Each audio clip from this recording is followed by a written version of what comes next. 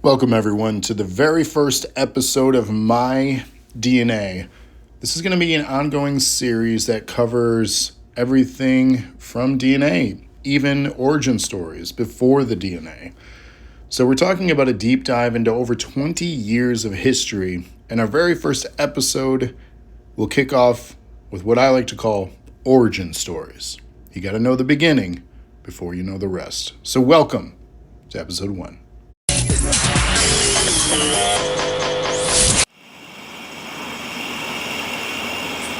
Oh, I didn't even see you. Come on in, this is my crib.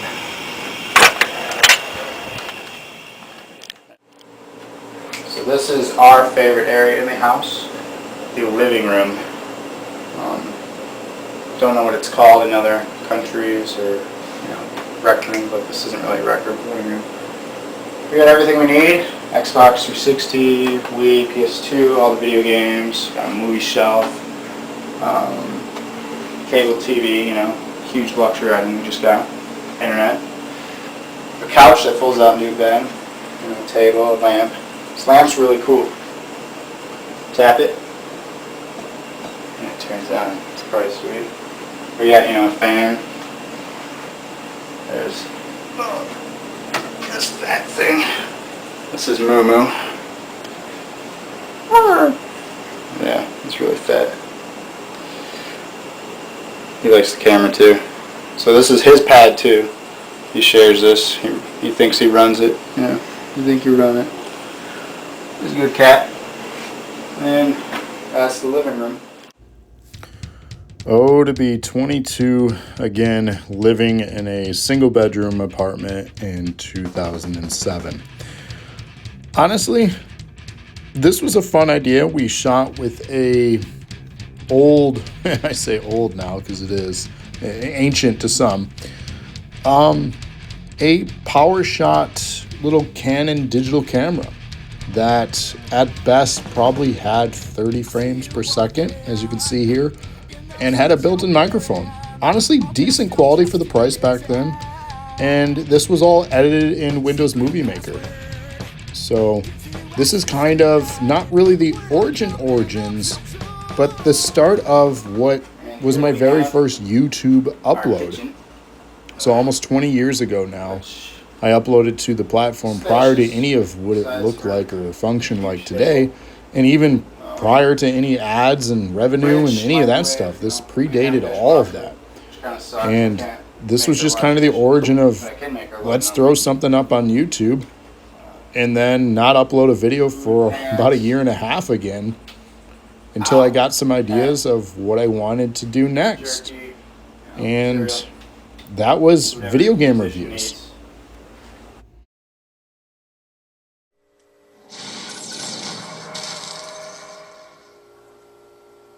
Alright, welcome to my first review blog video. It's for Box News. Hopefully I'm going to be doing weekly reviews for everyone.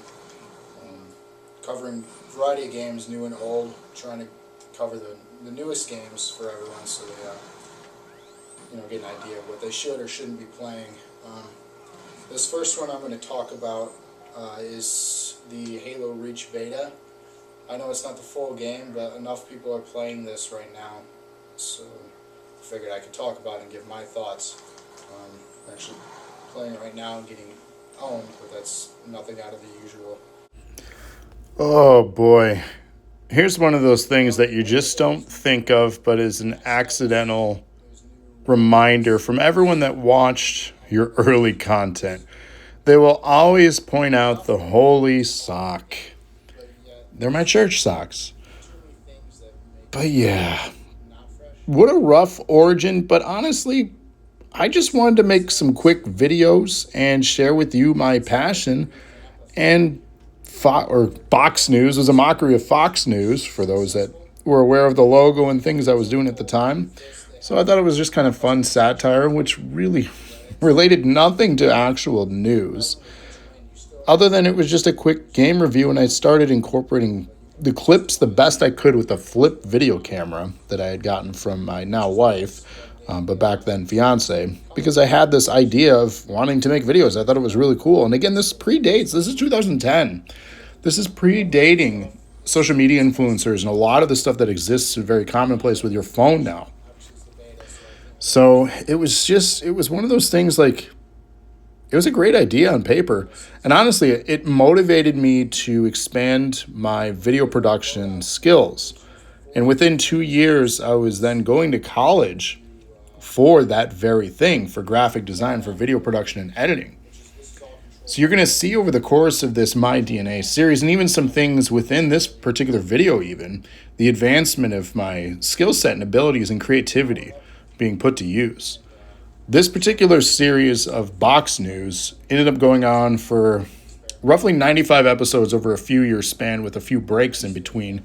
A lot of it having to relate to relocating where we had lived and a few life changes, such as marriage, obviously, and career choice changes. But it was a great kind of foundation for what would later become DNA. So it was a foundation for everything that exists today. So I'm grateful for the experience. And you can watch, just like the first video, you can go back and watch this in its entirety. It's on my personal channel as well as the DNA channel. So just don't laugh too hard. But as you can see here, it was something, surely. But even before this all, I was creating videos in high school. Short films, among other things. Let's take a look at one of those. Well, I'm sorry. What am I supposed to do? Oh, God, you rat! Why'd you... Oh. Oh, and I want my underwear back, too. How could she? Screw it. This thing don't even work now. There we go.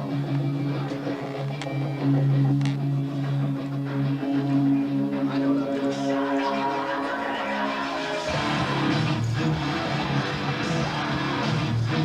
Man, I wonder what he wants.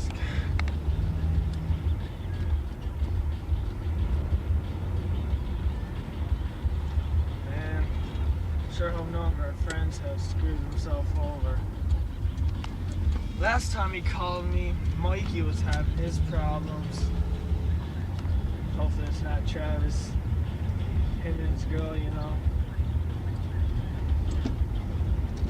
Oh, figure out what's going on. Man, I gotta go to tennis practice too. Rob! You caught? Man, Rob, what's going on? Dude, we gotta go find Travis. Alright, get in. The woods, he likes to hide out there. Alright, I'm in. Watch out, guy. I'm coming in here, man.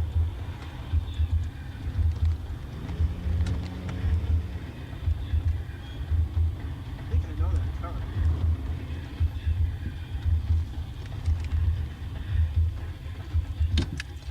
Go get him.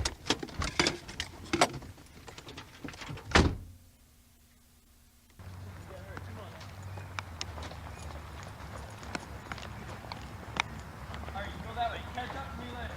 Gotcha.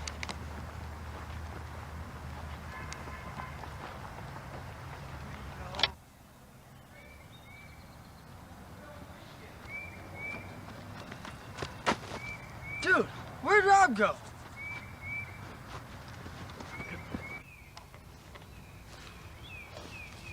What the?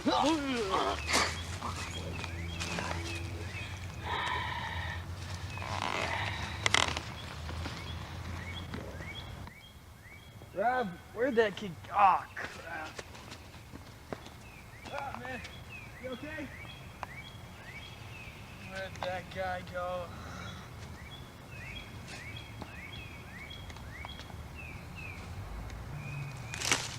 Maybe if I get up in this tree, I'll be able to see something better.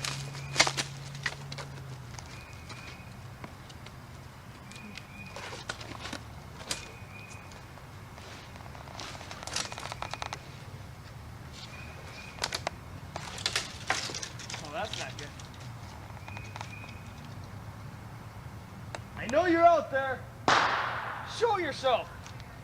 Oh, I think I see Travis.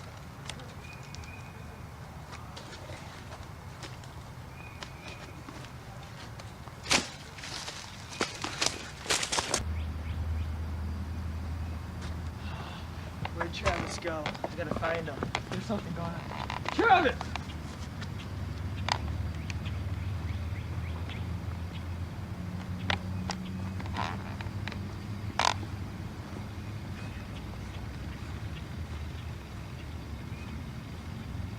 Man, where have you been? We've been looking for you all over the place. Dude, there's something got robbed. We gotta get out of here, man. Come on, let's go. We gotta go back to my car. We gotta figure out. We gotta go to the cops or something. Come on, man. Cut in time. Cut. Dude, man, where can he be?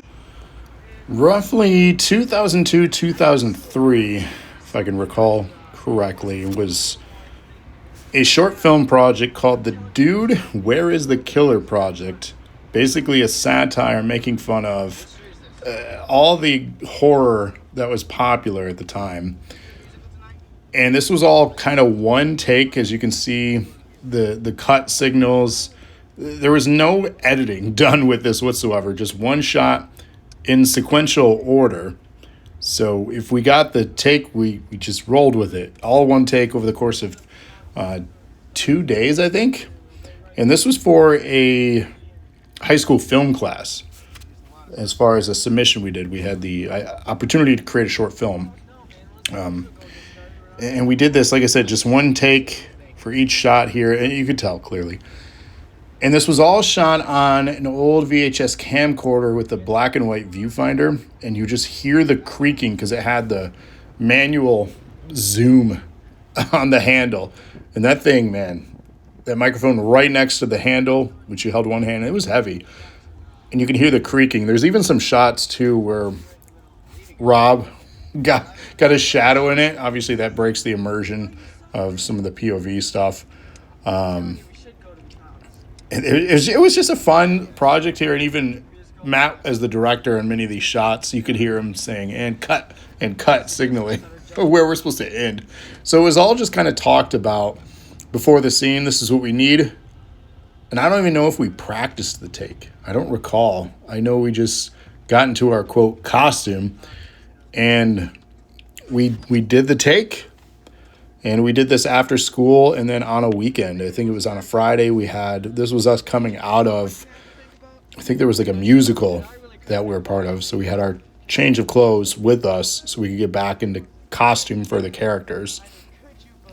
And then myself here, of course, I'm just the killer of it all, killing my friends because of a bad breakup.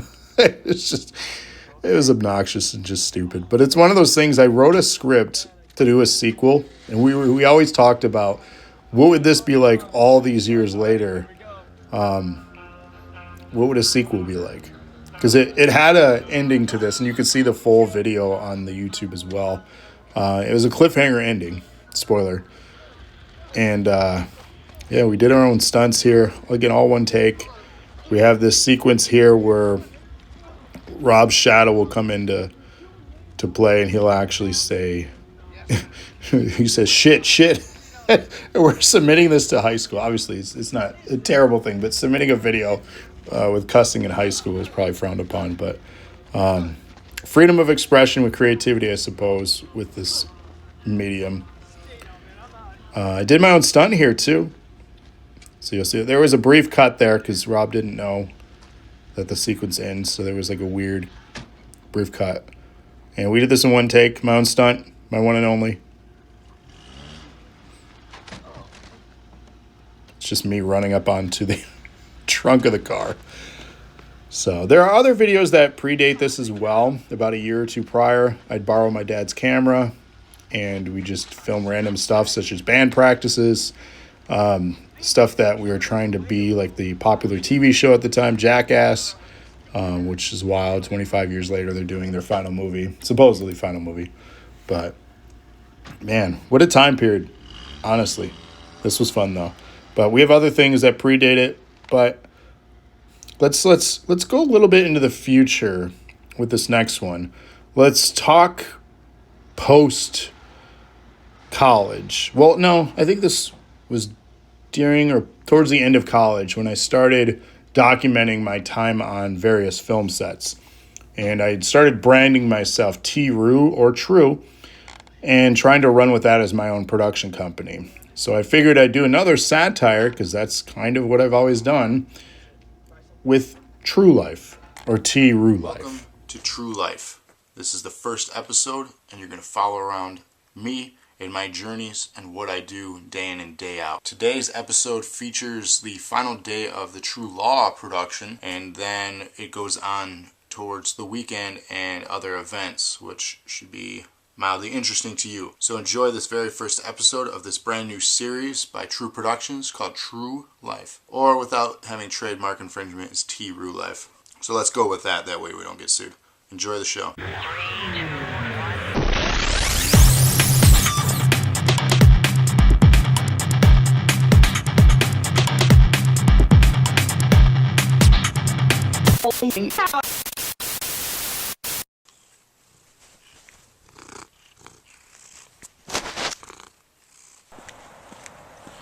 So this is the nonsense I live in.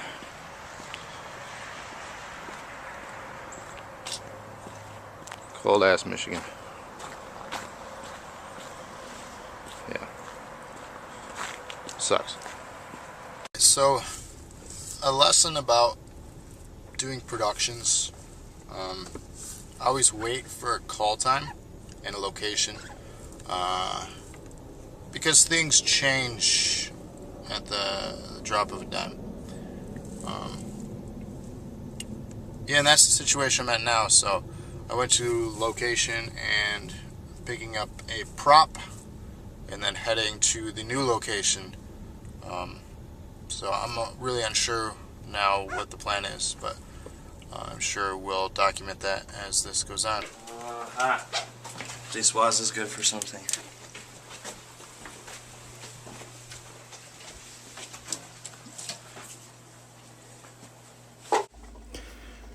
So one of the things that I'm probably the most proud of as far as credit-wise is the fact that I am on IMDb not once but twice as a production assistant. I know that's nothing crazy. I didn't make any substantial money whatsoever.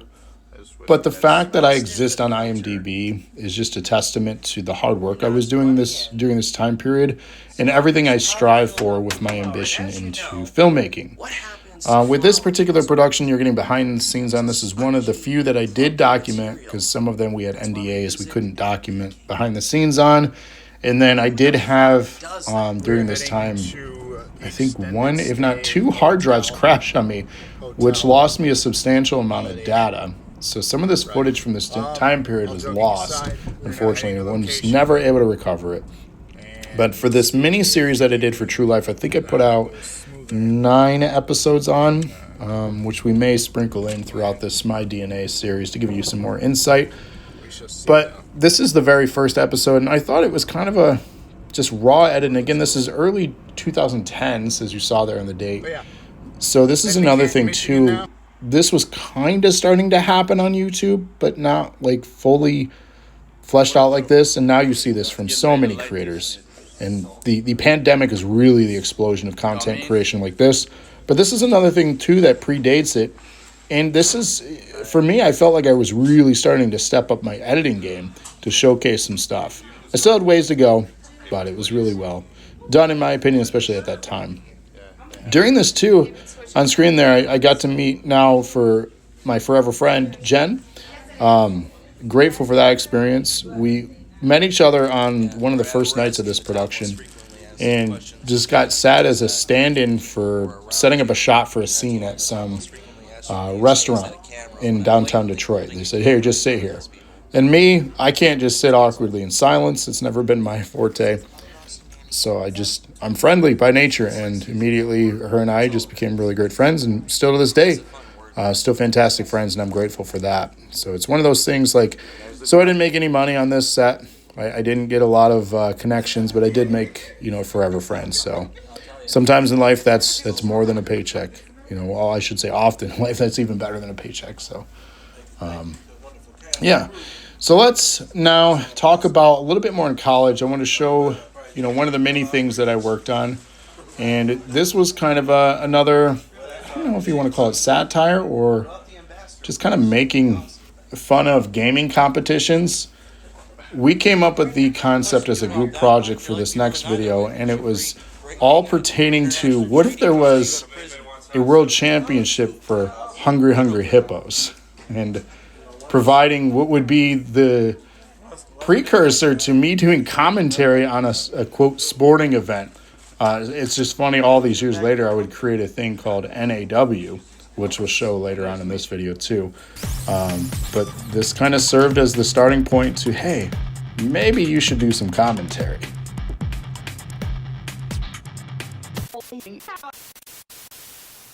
Ladies and gentlemen, welcome to the Hungry Hungry Hippo World Championship. Competitors all across the world come to play this very dangerous and outrageous game. A little bit of history before we introduce the rules. In 1978, the great Milton Bradley created this fantastic game which is called Hungry Hungry Hippos. He traveled the world to find 4 rare and hungry hippos for this great competition we have today. Now that you're all so anxious, let's take you down to the stadium and explain all the rules. First off, the competitors must choose one of the 4 rare hippos. Each have their own name, strengths, and weaknesses. Happy is pink and very loving, but his biggest weakness is compassion. Henry is orange and plays with great wisdom, but lacks in stamina. Homer is green and is probably the most powerful of all the hippos, but his weakness is dope. Harry, the yellow hippo, is very fast, yet lacks in precision. Once a competitor has chosen their hippo, they must place 5 marbles into the marble release area adjacent to the hippo. A single competitor will then release 1 marble by pressing down on the marble release lever. When the marble reaches the arena center, the game begins. The object is to have your chosen hippo eat the marble before the other hippos do so. The game continues in a clockwise direction, repeating the same marble release process.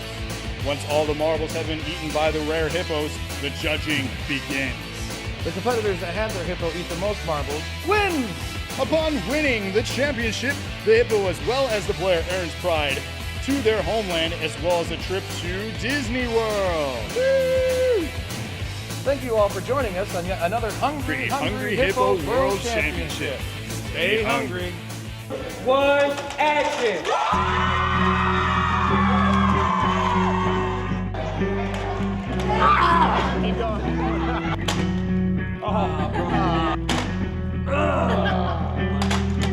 Oh, he broke his neck.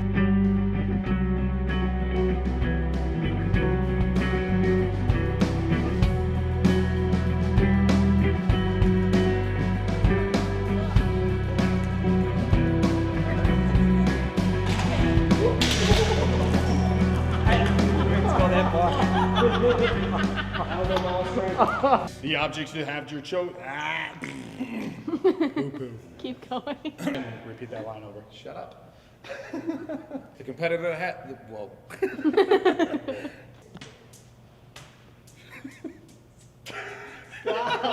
He's dropping his... Okay, stop. No, don't stop. Don't stop. All right. What's up, everyone, and welcome to the inaugural premiere debut of Gnaw. Give you something to gnaw on. It's probably not going to be the tagline. Come up with something if you think of something more clever than that. If you're just joining us and you're on Facebook, hop on over to twitch.tv/doseofnerdacumen or check us out on youtube.com/doseofnerdacumen. The chat's going to be active and live there, and please be sure to cast your vote on each match that you're seeing tonight, as you can score points. And then if you win at the end of the show, you, the viewer, will get to decide next week's main event, where you can pick your own character, put them in a title match, pick somebody else, maybe screw them over, put them in a handicap match, example being Rob against 3 other people. That'd be an amazing main event to watch, or would it? So, without further ado, we're going to hop on over, and Eric the Dead, is that Dead Mouse? That's pretty sweet. Without further ado, we're going to hop on over and get this thing started.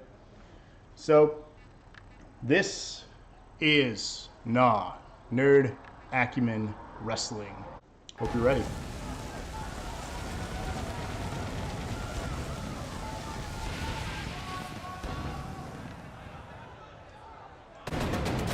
buddy. Oh, we do too. We're playing wrestling. We'll watch this. You want to watch wrestling? I think you have to go night night though. Oh!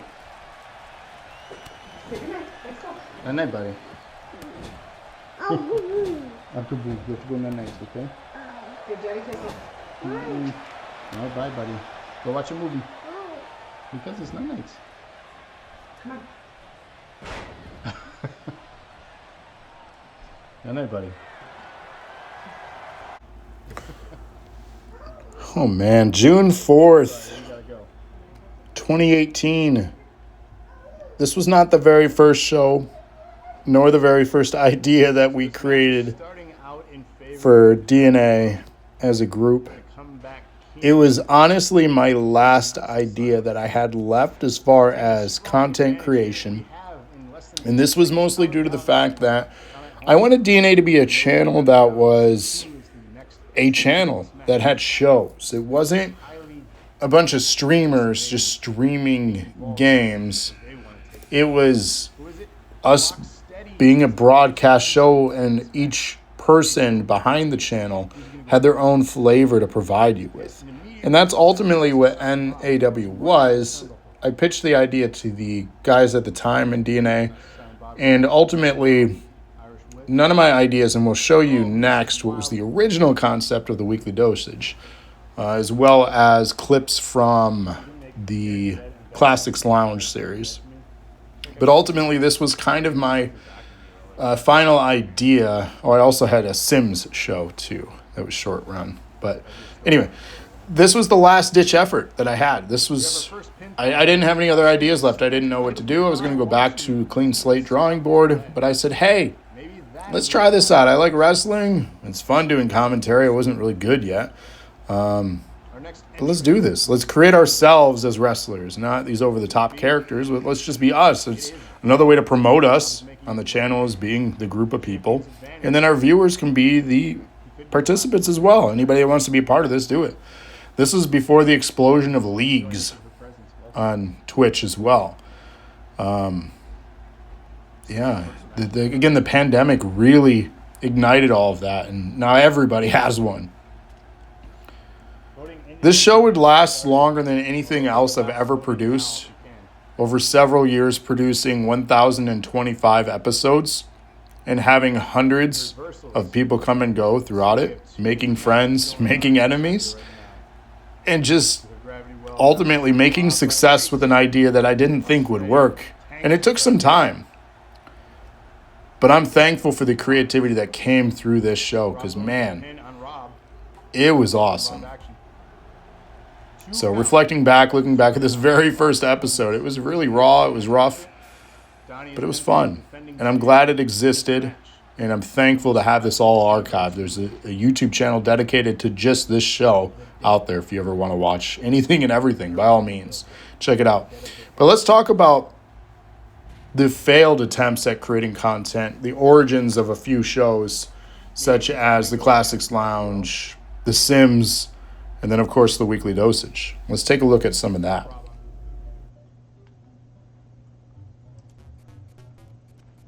Hello, everyone.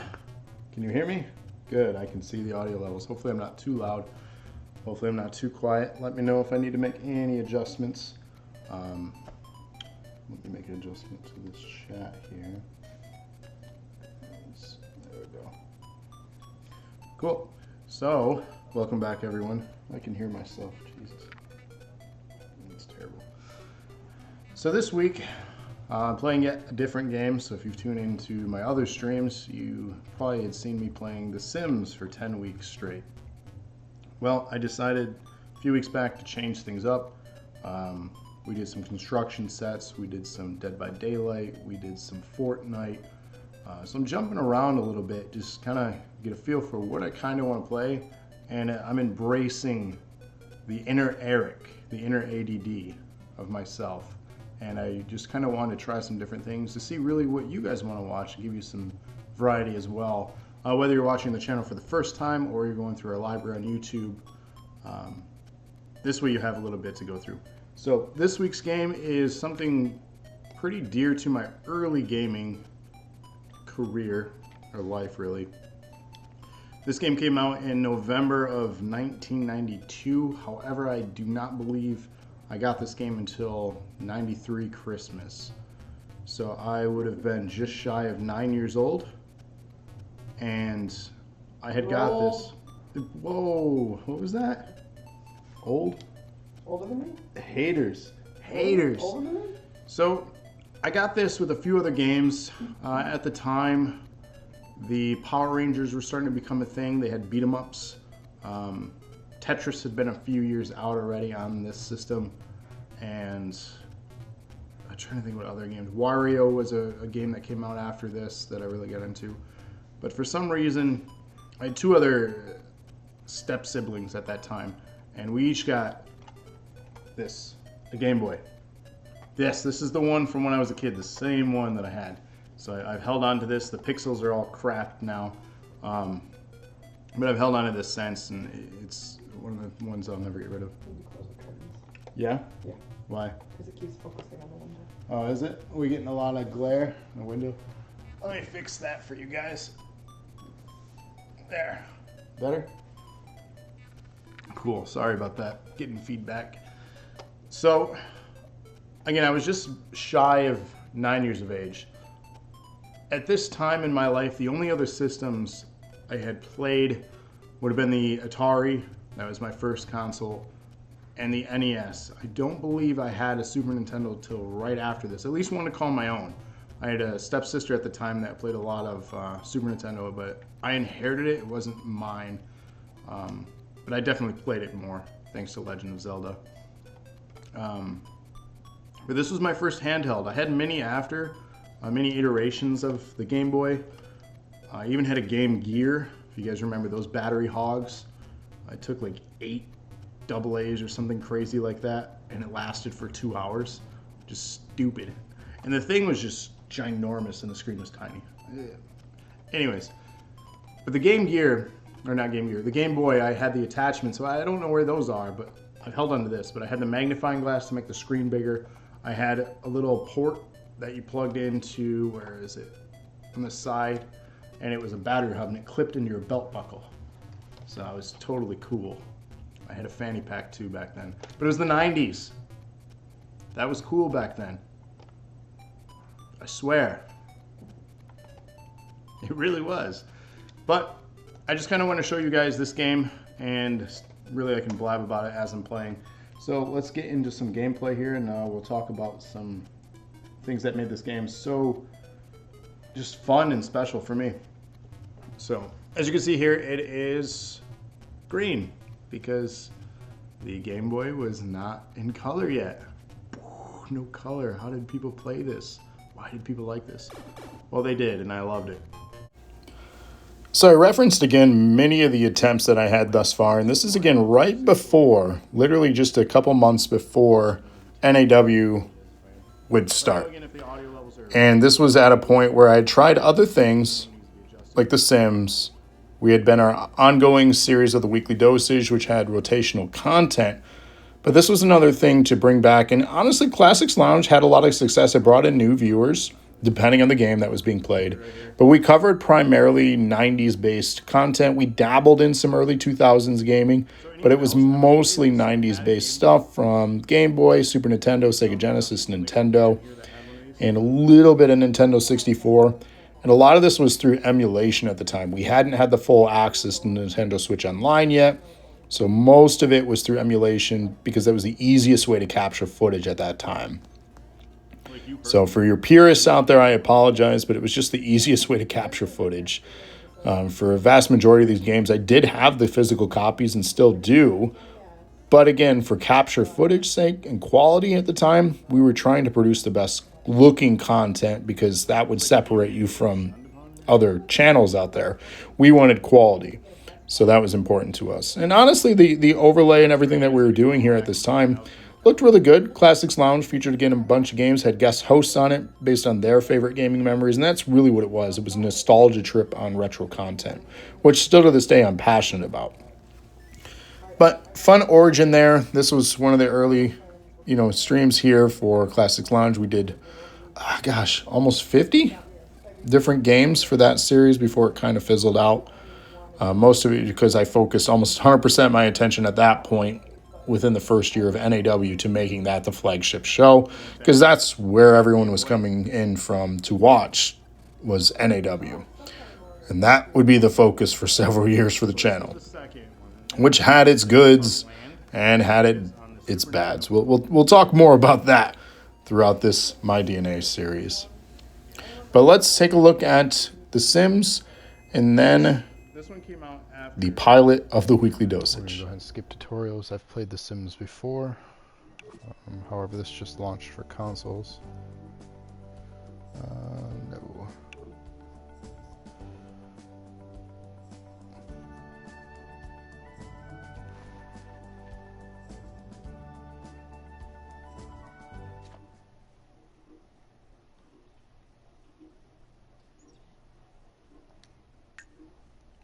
Let's build a house.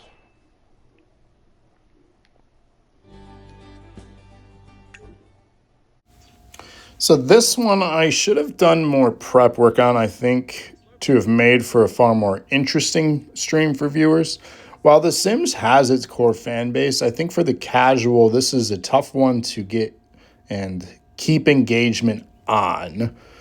The mindset behind this was, again, another marketing strategy to showcase the DNA house, right? It was the 3 people that worked for DNA at the time living together, and it was another way for me to promote not only myself, but the other 2 who were not part of this stream, but also to acknowledge for new viewers, hey, who's that person? Who's that person? Well, they're with DNA. Go check out their stuff on this night of the week, because we offer multiple people working for the channel. So my strategy, as you can see here, being, again, pretty consistent as far as not only showcasing but marketing myself, but marketing the others as well to try to build up our foundation of what we were doing as a channel. What I should have done is flesh this a little bit more out, had the house built, had some idea of a reality show behind this, and just really had some better ideas for it instead of just, hey, I'm going to build a house. Hey, I'm going to do this. So it was not thoroughly well thought through. The idea was there, but it needed to have been fleshed out a little bit better. This, however, would be a premise built into a later show for NAW, which we called NAW Legends House, which was hosted by Andrea Lana and myself, featuring people from the wrestling roster living together, much like a satire, yet again, for a Legends House that existed for WWE. And The Sims just made sense for it. For one, it was a way to get Andrea Lana involved because she loves The Sims. So it just kind of brought all those things together. And that went 3 different seasons of roughly less than 10 episodes each. And that was fun. It had a whole concept behind it, a voting process, vote people out, which would end in their demise of their character. But check out that series too. That's a real fun one. And we have all 3 seasons available. And they have playlists that you can watch them all. So, but yeah, on to the weekly dosage, which lasted in 3 different stints now in total. What did we end on? 168 episodes-ish so far. But it started being filmed on an iPad in my living room of my first home. So it was rough around the edges, but again, another one of those, if you look back at the first episode of the weekly dosage and compare it to the Box News ones you saw, it was a step up in the right direction. We weren't there yet, but we were getting there.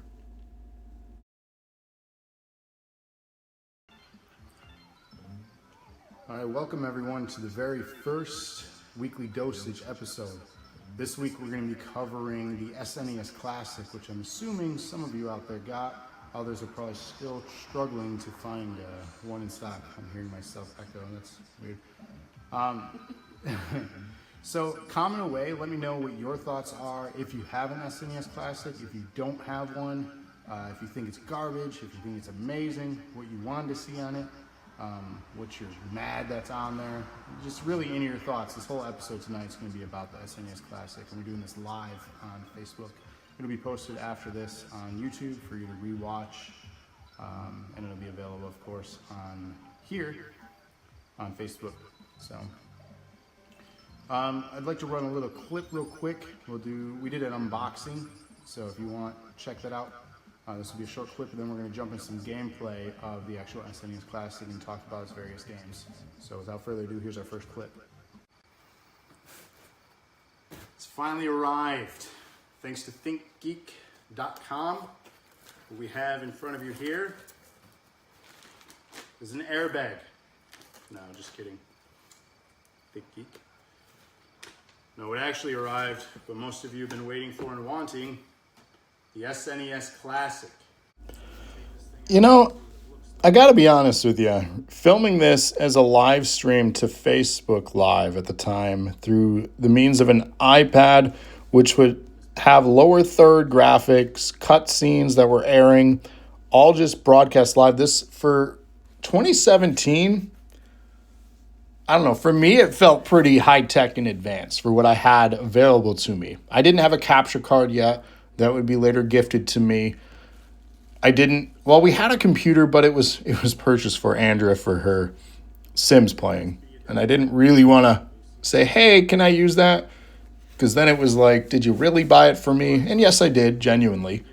But I'm grateful that she let me kind of take it over for the years I did. But currently she has it back with full access in her room. Our room, I say. And she's back to playing Sims again. But it's one of those things, like, honestly, this was such a great idea, but this was the only episode that was filmed this way. We'd have Eric come into episode 2, which he was using his laptop with a capture card and stuff like that, because he had most of this set up at the time. We ended up using his for a while, and then we'd end up using Rob's shortly after that as well, for a good chunk of the shows. And then it transitioned into me primarily using it for mine with the NAW setup. But this was really good. It was about a half-hour episode live streamed with cutscenes, gameplay footage, narrative on an unboxing. So it had a little bit of everything, and it was a very exciting time because it was the Super Nintendo Classic. These mini consoles were everything. So I was pretty stoked. But this was the weekly dosage. Again, we went on over 150 episodes with such a variety of content. One of the most creative shows that we did outside of NAW for the channel that had as many episodes. I mean, nowhere near Gnaw, but it was awesome. So beyond that, as far as Origins, other things that we did in the beginning was simple unboxing videos in general, or just short form videos of behind the scenes. But ultimately, with that, I want to give you just a couple of those, and then closing this first episode with my greatest creation of a series ever, and in general, the greatest one of 2 creations that I've ever had in my life. So we'll close with those videos, and I hope you've enjoyed this first episode, and I hope more are to come. So stick around for my DNA and enjoy the ride. Welcome everyone to this month's Loot Crate. It is Dystopia, and it's for June 2016. So this will feature my opening of it, and we'll get to see all the cool contents that are inside. I'd like to thank my lovely wife, Andrea, for getting me a subscription to this. It's probably one of the coolest gifts any nerd could ever get. So without further ado, here is what is inside this month's Dystopia June 2016 Loot Crate. So as you can see here, the Loot Crate is dystopian theme, which if you don't know is things like Fallout, Matrix, RoboCop, and so on.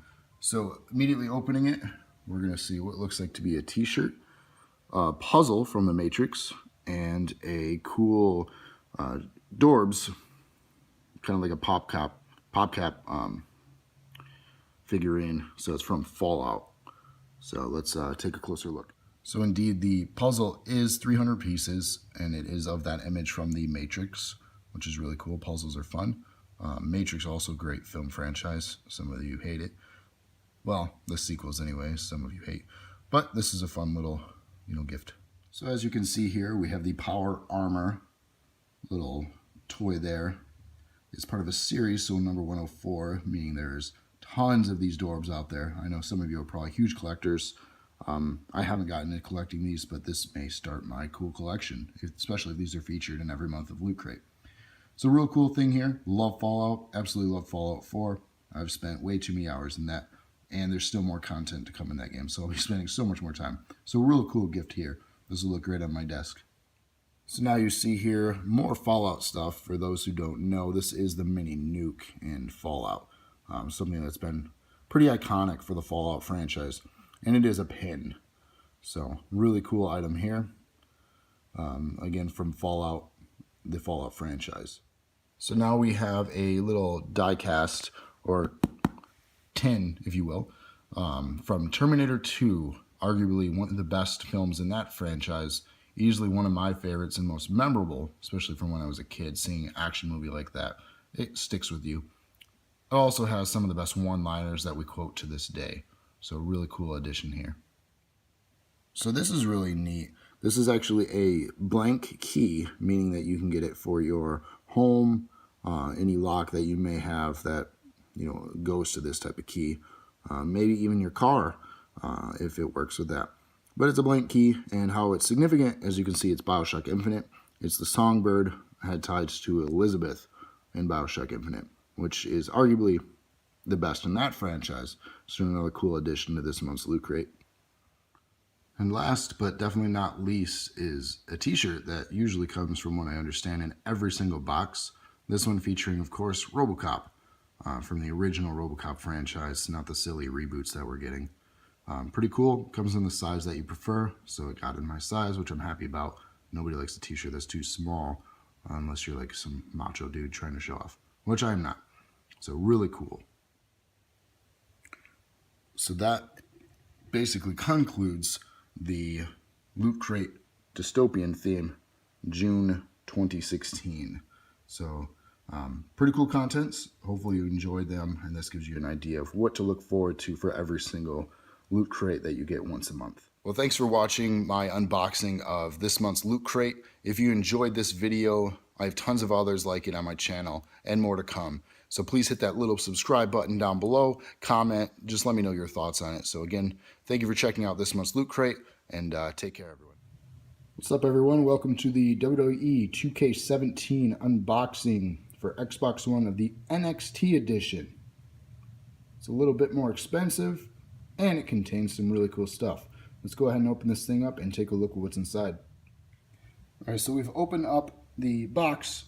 One of the big first things that we see is indeed the Finn Balor collectible figurine, ages 14 up, choking hazard. So if you have little ones, keep them away. That is probably what makes this thing $99, but it also comes with the pre-order bonus of the Goldberg pack, an exclusive NXT pack. Basically, you get a few extra characters, including Nia Jax, Apollo Crews, Shinsuke Nakamura. You can only get those for a limited time through this. Eventually, they will be available for download, but for right now, we'll have them out the gate. You also see here a autographed Shinsuke Nakamura lithograph here. Well, kind of lithograph. To the left here, you get card pack with collectible cards inside. There's exclusive for the NXT. And then finally, the 2K17 game for the Xbox One. This is also available on PS4, PS3, and Xbox 360. I, however, have chosen the Xbox One version. So this is everything that you get for $99. Season Pass is sold separately. So if you're a collector, definitely worthwhile. If not, it's just cool stuff to have. I'm sure you can find figurines of Balor elsewhere. But the real shining thing is, if it's actually autographed by Nakamura himself, this right here could be worth something potentially. So cool stuff. Thank you for checking out my videos. Stay tuned for more unboxing videos as we approach this fall season of gaming. Hit that subscribe, hit that like, share button, leave a comment. Thanks a lot, everyone. We were never more curious about something until we received this box.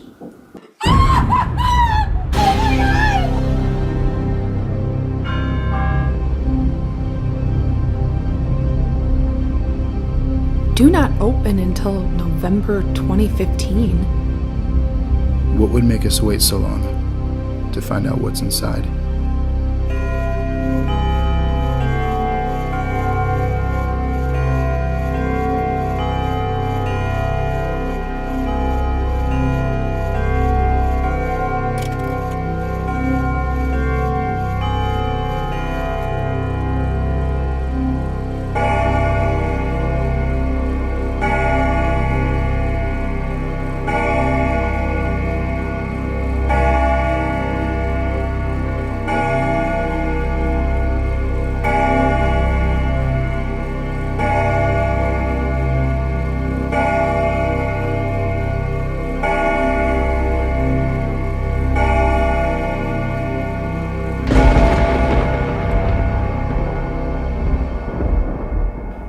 now is the part where you fancy me mad.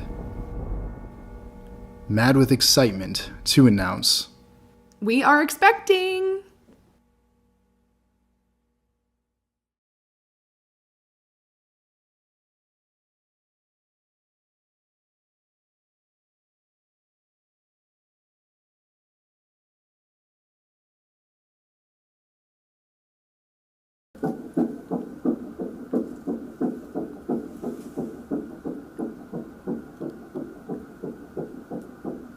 Beats really fast.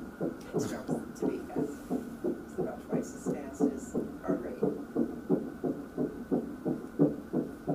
Yeah, look at the camera. All right. They're cool.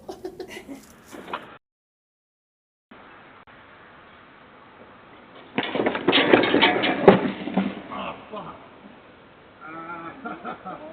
Nope, that really hurt. I knew it was icy. Ow.